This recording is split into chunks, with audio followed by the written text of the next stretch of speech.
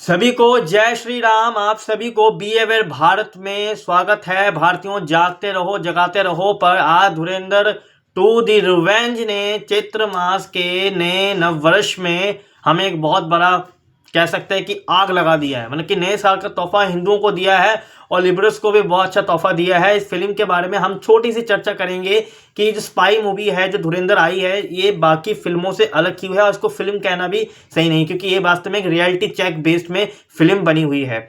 अभी तक बॉलीवुड जितने भी फिल्में बनाता था, फिल्में देखो उसमें 3 चीज़ें कॉमन होती थी। पहली चीज़ तो कॉमन ये होती थी कि उसमें वेस्टर्नाइजेशन होता था, कि सारा कुछ वेस्टर्न से जो फिल्में होती थी वही कॉपी कर लिया। जैसे रावण जैसी फिल्में आ गई या फिर किक जैसी फिल्में आ गई, पीके जैसी फिल्में आ गई। ये सब फिल्में बाहर के ही वेस्टर्नाइजेशन या बाहर की हॉलीवुड फिल्मों से ही कॉपी किया जाता था। कुछ भी नहीं था, कुछ नया नहीं था। दूसरा, जो अगर हम पुरानी फिल्में देखें तो उसमें केवल हीरो हीरोइन जैसी चीज़ें थे। मॉरल स्टोरी, लव स्टोरी में बेस था। गुंडा आता है, लड़ाई होती है, प्यार होता है, शादी होता है और बस ख़त्म। और तीसरा, जो सबसे खतरनाक इनका षड्यंत्र था, उसमें भी इन्होंने तीसरे में किसको रखा? हिंदू परिवार को, हिंदू को टारगेट किया जाता था। हर टाइम फिल्मों में सनातन को टारगेट करना, सनातन को बुरा दिखाना, ब्राह्मणों को बहुत ज़्यादा मतलब कि ऑपरेस करके दिखाना, दलितों को इस प्रकार से दिखाना, कई तरह की फेक हिस्ट्री या लोक कथाओं के द्वारा उस पर चिपका दिया जाता था और हमारे हिंदू ऑडियंस उस समय देख भी लेती थी। और सबसे बड़ी बात तो यह है कि कोई सवाल भी नहीं पूछता था, कोई प्रोटेस्ट नहीं होता था।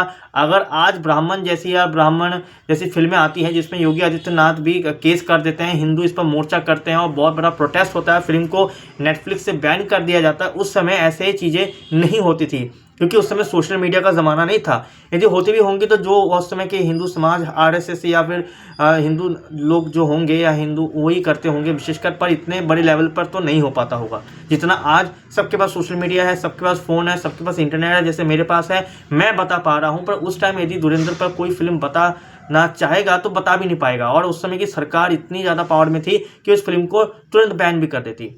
पर बीजेपी के होने के कारण कहीं ना कहीं फिल्म चल रही है और कहीं ना कहीं यदि कांग्रेस होती तो फिल्म नहीं चल पाती। धुरंधर 1 ही छोड़ दीजिए, 2 तो बड़ी दूर की बात है, 1 ही रिलीज़ नहीं होती।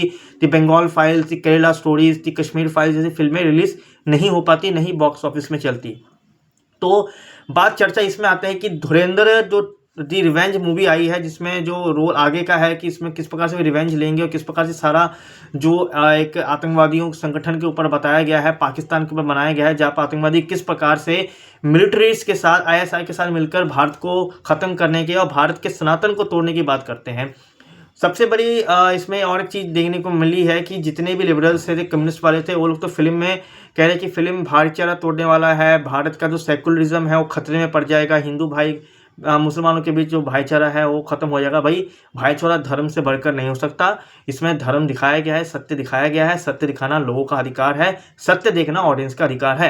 अब तक ऑडियंस तो जो थी ना वो मुकुटा पहन के आती थी, पर आज मुकुटों को पहन के मतलब कि मुकुटा ना खोल के फेंक दिया है डस्टबिन में ना। अब कोई मुकुटा नहीं पहन के रखा, अब कोई फेस मास्क नहीं पहन के रखा। अब सीधा ऑडियंस वो देखना चाहती है जो पर्दे के पीछे था, हो रहा था, अब तक हो रहा था। अब जाके कहीं ना कहीं बहुत टाइम लगा है, कह सकते हैं, कहावत है कि देर आए दुरुस्त आए, पर आए तो सही। बॉलीवुड कहीं ना कहीं एक रियलिटी चेक ऑडियंस को दे रहा है, देखो भाई ऐसा तुम्हारे साथ हुआ है।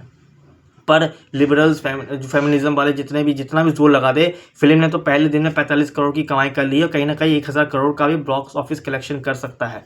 आप लोगों ने फिल्म कैसा देखा, आपको फिल्म कैसी लगी, आप भी कमेंट करके ज़रूर बताइएगा। और क्या धुरंधर 2 रिवेंज, क्या इसका 3 पार्ट आना चाहिए, क्या उस पर रिव्यू होना चाहिए, और क्या मैं बी अवेयर भारत में शॉर्ट्स रिएक्शन वीडियो के अलावा लॉन्ग वीडियोस भी पाया करूं, इसके विषय में मुझे बताइए कमेंट करके। अगर डालना होगा तो मैं डालूंगा ज़रूर। और इस पर भारतीय संस्कार, संस्कृति और विज्ञान और इतिहास के बारे में चर्चा अवश्य होगी। तो बी अवेयर भारत से जुड़े रहिए और फिल्म देखते रहिए और जानते रहिए भारत